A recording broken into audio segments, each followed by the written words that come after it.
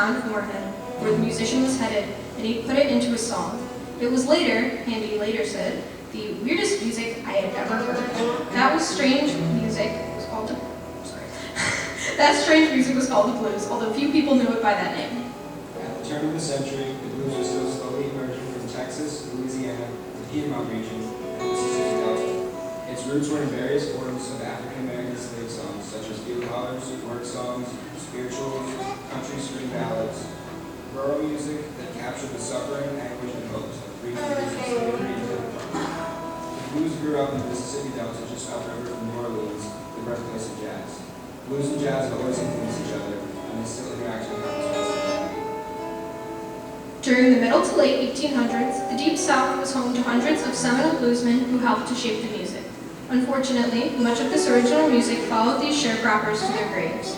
But the legacy of these earliest blues pioneers can still be heard in 1920s and 30s recordings from Mississippi, Louisiana, Texas, Georgia, and other southern states. The blues was typically played by roaming musicians on acoustic guitar, piano, or harmonica. Well-known blues pioneers such as Son House, Lion Lumber Jefferson, Leadbelly, Charlie Patton, and Robert Johnson usually performed solo. Occasionally they teamed up with one or more fellow bluesmen to perform at weekend parties, plantation camps, rural juke joints, picnics, and rambling shacks in the Deep South. Their audience was primarily made up of farm laborers who danced to propulsive rhythms, moans, and slide guitar. In 1912, Andy helped raise the public profile of the blues when he became one of the first people to transcribe and publish sheet music for a blues song called Memphis Blues. 8 years later, Mamie Smith recorded the first black female vocal blues. The song was called Crazy Blues, and listeners snapped up more than 1 million copies. This unexpected success alerted record labels to potential profit and price records, and singers such as Ma Rainey and Bessie Smith began to introduce the blues to a wider audience through their recordings. As the African-American community that created the blues began moving away from the South to escape its hardscrabble existence and Jim Crow laws, blues music evolved to reflect new circumstances. After thousands of farm workers migrated north to cities like Chicago and Detroit during both World Wars, many began to view traditional blues as an unwanted reminder of their humble days toiling in the fields. They wanted to hear new music that reflected their new urban surroundings. In response, transplanted blues artists swapped acoustic guitars for electric ones and filled out their sound with drums, harmonica, and bass. This gave rise to an electrified blues sound with a stirring beat that drove people onto the dance floor and pointed the way to rhythm and blues and rock and roll. When the country blues moved to the cities and other locales, it took on various regional characteristics, hence the St. Louis blues, the Memphis blues, the Louisiana blues, etc. Once the Delta blues made its way up the Mississippi to urban areas, the music evolved into electrified Chicago blues, other regional blues styles, and various jazz blues hybrids. Chicago bluesmen such as John Lee Hooker and Muddy Waters were the first to electrify the blues in the late 1940s. A decade later, the blues gave birth to rhythm and blues and rock and roll. In the 1940s and the early 1950s, electrified blues reached its zenith on the radio, but began to falter as listeners turned to the fresh sounds of rock and roll and soul. In the early 1960s, however, as bands like the Rolling Stones and Led Zeppelin began to perform covers of Willie Dixon and Howlin' Wolf, aspiring white blues musicians in the United Kingdom helped resuscitate the genre.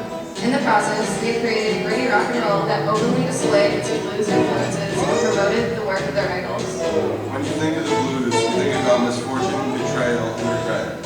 You lose your job, you get the blues. Your love life falters, you get the blues. Your dog dies, you get the blues. While blues lyrics often deal with personal adversity, the music itself goes far beyond self-pity. The blues is also about overcoming hard luck, saying what you feel, ridding yourself of frustration, letting your hair down, and simply having fun. The best blues is visceral, cathartic, and starkly emotional. From unbridled joy to deep sadness, like no other music, blues communicates with emotion. There are many different shades of the blues. Traditional county blues, a general term that describes the blues of the Mississippi Delta, the Piedmont, and other rural locales. Jump blues, a danceable amalgam of swing and blues, and a precursor to R&B, which was pioneered by Louis Jordan. Boogie Woogie, a piano-based blues popularized by Meade Lux Lewis, Albert Ammons, and Pete Johnson, and derived from Bauhaus and Ragtime. Chicago blues, Delta blues electrified. Cool blues, a sophisticated piano-based form that owes much to jazz. West Coast blues, popularized mainly by Texas musicians who moved to California, and is heavily influenced by the swing beat. The Texas blues, Memphis blues, and St. Louis blues consist of a wide variety of subgenres. Louisiana blues is characterized by a swampy guitar or harmonica sound with lots of echo, while Kansas City blues is jazz-oriented. Think Count Basie. There is also British blues, a rock blues hybrid pioneered by John Mayall, Peter Green, and Eric Clapton. Blues is still highly prominent in today's music, from hip-hop and country to artists like ZZ Ward, Cage the Elephant, Jack White, and the Black Keys. More than 100 years after WCB first started, the blues continues to be one of the most influential genres of popular music.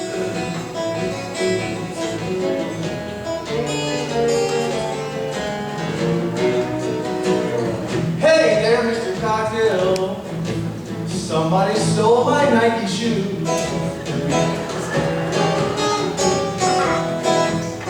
Hey there, Mr. Cocktail. Somebody stole my Nike shoe. He said, I'm sorry to hear about your problems. Now you got the hillbilly blues.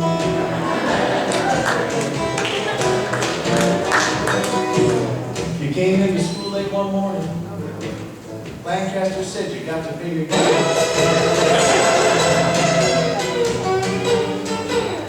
You came into school late one morning. Lancaster said you got to pay your dues.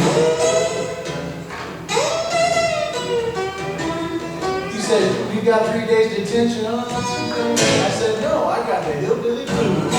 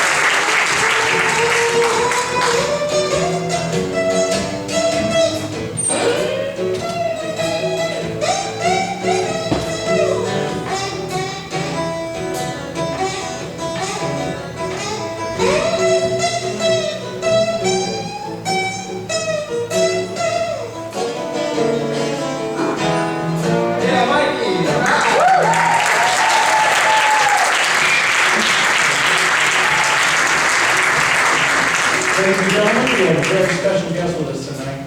One of the legends of blues around New Jersey, around the world. Just came back from Russia, just to be with us, playing with the original Blues Brothers band.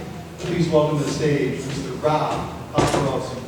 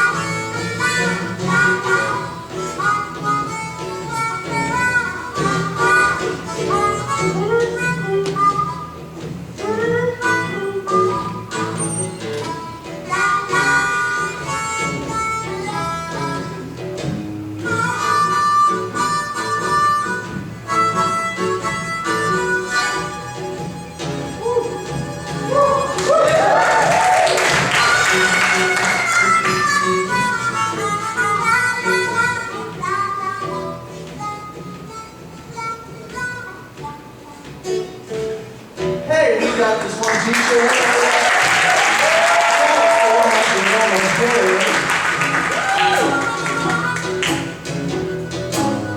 Hey, we got this one teacher. Talk so much it almost hurts. But he's a true and loyal hillbilly. You all know his name, it's Mr. Words.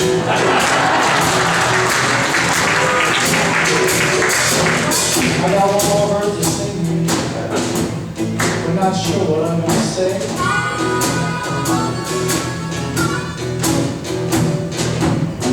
I got one more verse to sing, but I'm not sure what I'm gonna say.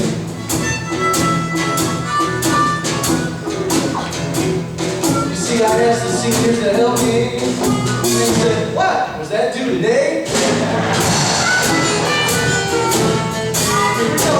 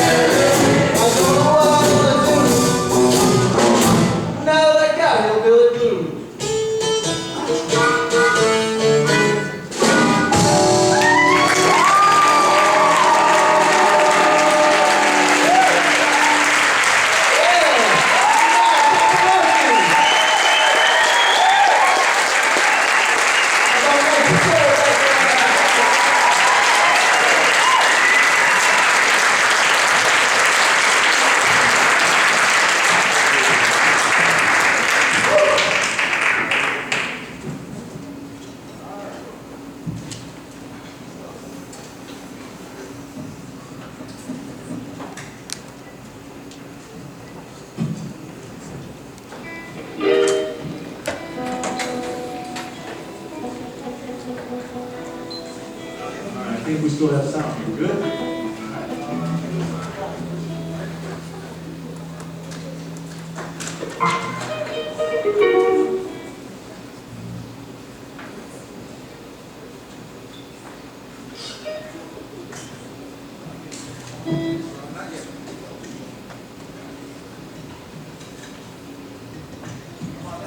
All right, come on.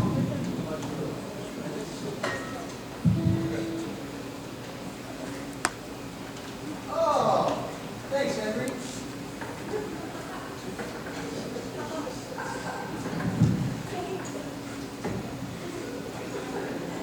See, we all have matching topics.